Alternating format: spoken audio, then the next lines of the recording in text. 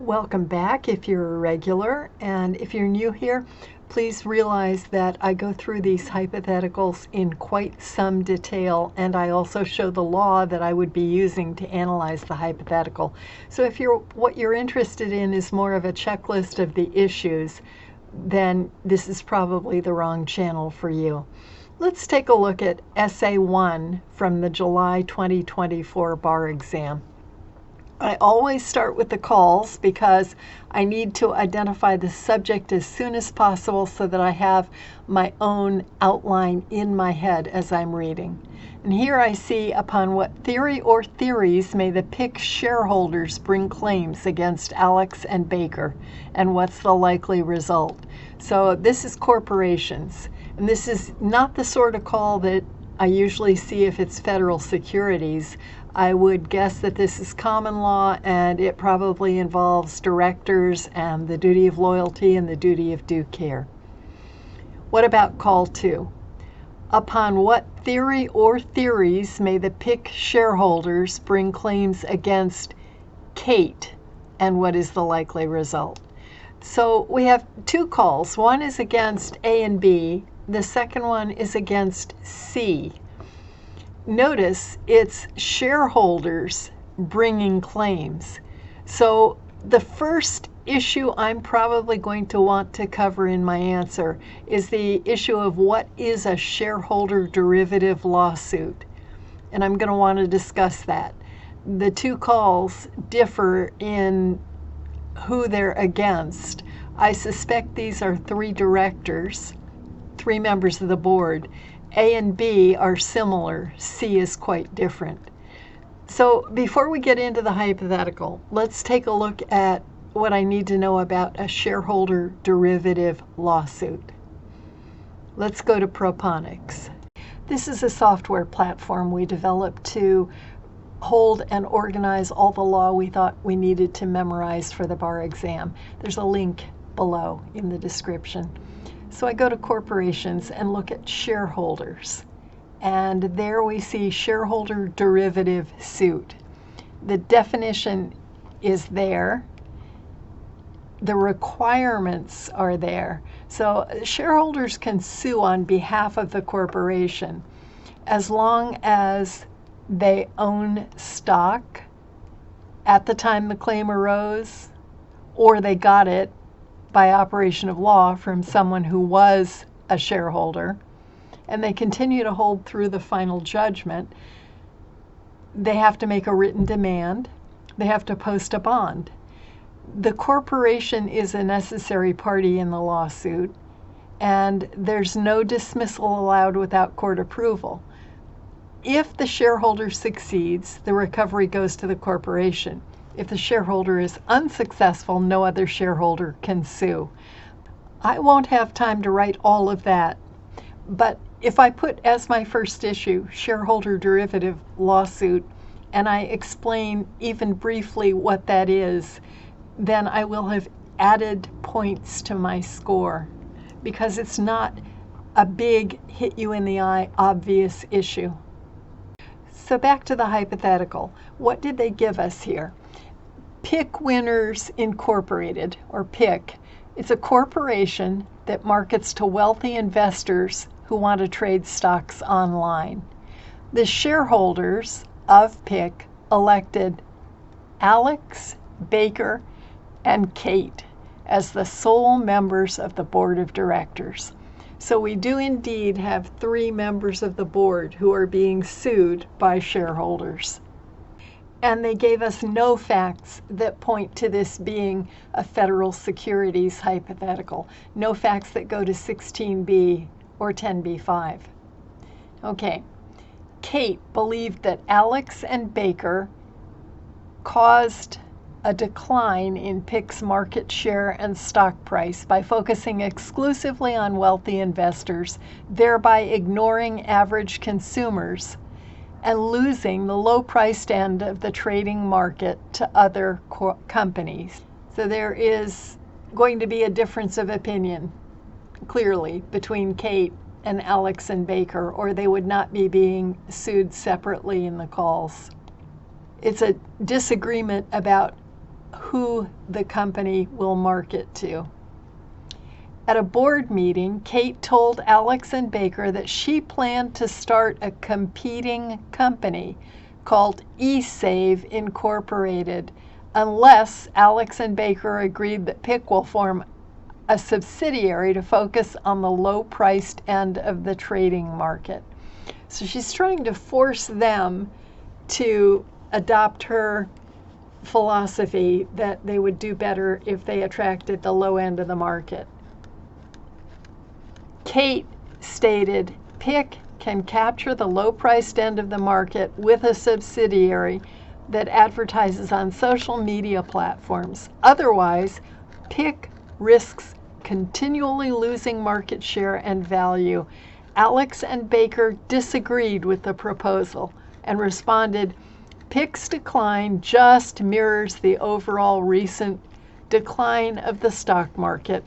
They also reminded Kate that we hired an analyst 2 months ago who looked at the low-priced end of the market and concluded that there was no money in it. Kate replied, if PIC won't do it, I will form such a company myself. So you can see what's coming. The corporation shares are going to tank. She's going to start that competing venture. She's going to do well.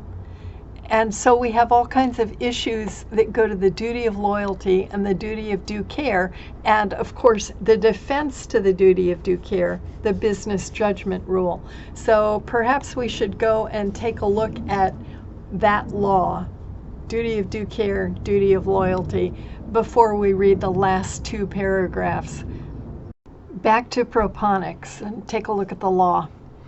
Back to corporations, and we want to see directors and officers, fiduciary and other duties. So let's open that one. We see here duty of due care, duty of loyalty. Look at due care first. Must act with the reasonable care and skill that a prudent person would with respect to his or her own business.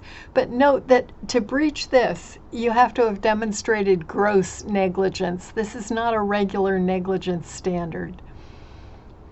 The defense is that the director acted in good faith and was informed and has a rational basis. That's where we analyze the fact that they hired an analyst 2 months ago who looked at the low-priced end of the market and concluded that there was no money in it. That means that they were acting in good faith and they were informed by an expert and they had a rational basis for their decision. So it looks like they have a defense to any claim that they breached the duty of due care. Would I want to tell the grader what the remedy would be if they had breached? Probably, at least a brief statement that if they were found to have breached, then they would be jointly and severally personally liable for the harm proximately caused. Okay, what about the duty of loyalty? That is probably going to be a much bigger analysis than the duty of due care. Let's take a look at that. Act in good faith, in the best interest of the corporation without regard to personal gain. I don't see any breach of that duty not to engage in personal gain except for Kate. Not for A and B though. So look at the common breaches. And what I am most concerned about is the idea of a competing venture and the corporate opportunity doctrine. We have facts that go to both. All right, start with competing ventures. And the detail we have here is that it's a breach of the duty of loyalty for a director or officer to compete directly with the corporation. And the remedy is damages and injunctive relief. So if Kate does form her own company, arguably she is competing with the one on which she's a member of the board. What about corporate opportunity doctrine? Directors and officers cannot usurp a corporate opportunity, but there's an unless here. They can't do that unless they fully disclose and they get board approval. And then we have factors that go into a corporate opportunity, tests for whether you have a corporate opportunity or not. And then, of course, the remedies. So that's the most relevant law that I've seen in these facts so far. So back to the facts where Kate had just said, if PIC won't do it, I will form such a company myself. Kate subsequently formed eSave on her own. eSave soon began generating large profits. Meanwhile, PIC's market share and stock price continued to decline. So she is operating a competing venture. Several of PIC's shareholders learned of the board's actions and Kate's operation of eSave. Their written demand that the board take remedial action was denied, and the shareholders now plan to file suit on behalf of PIC. Notice that in that last paragraph, they gave you facts that went to what's needed to file a shareholder derivative lawsuit. And it would be easy to miss that issue. But that little sentence, their written demand that the board take remedial action was denied, that should trigger for you the fact that, oh yeah, I better talk about shareholder derivative actions, because you can't file one until you've made a written demand of the corporation. They did here. All right, so call one is about Alex and Baker, and that would be that they breached the duty of due care.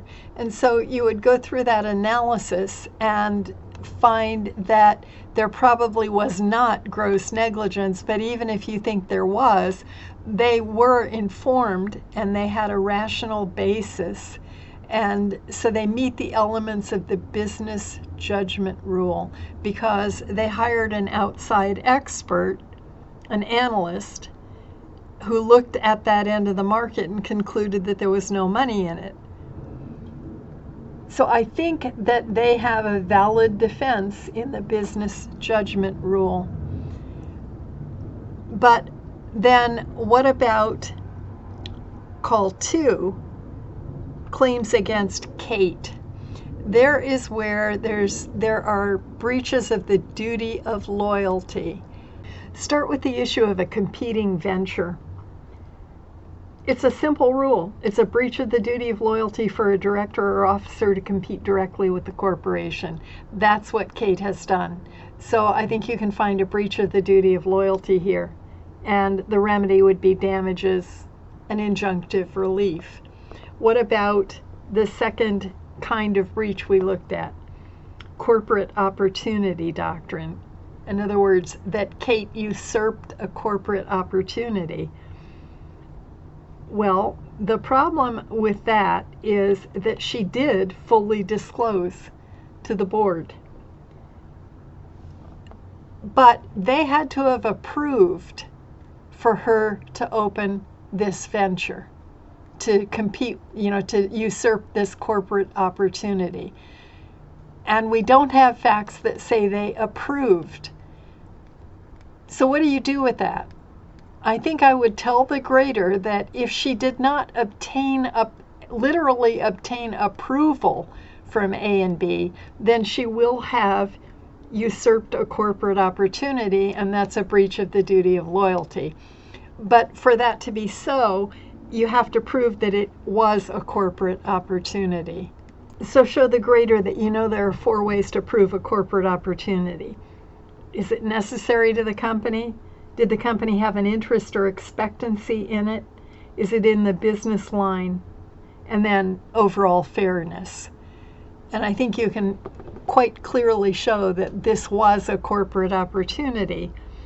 If she did not get full board approval, if she just told them about it and they said, well, we're not interested, but they didn't give her their approval for her to start a competing venture, and not a competing venture, to start this company, then she will have usurped a corporate opportunity.